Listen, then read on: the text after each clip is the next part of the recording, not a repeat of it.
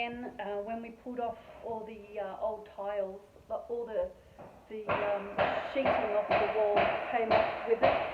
So we've had to, as you can see, take off all the sheets, and this is the new wire pipe work that's gone in, copper pipes for a mixer tap there.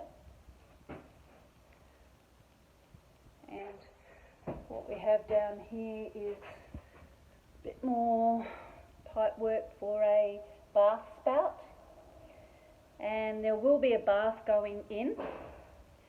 Have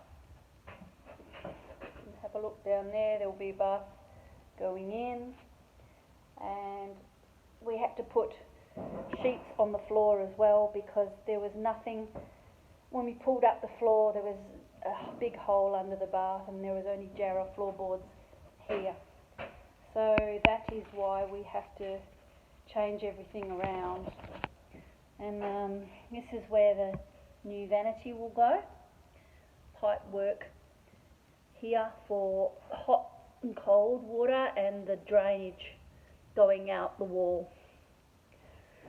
So that's the story here, but different to the normal kind of reno you do with brick and slab, but still quite doable. And we're going to have a shower on a rail here, so that part of that setup the plumber's already done here, and the copper pipes.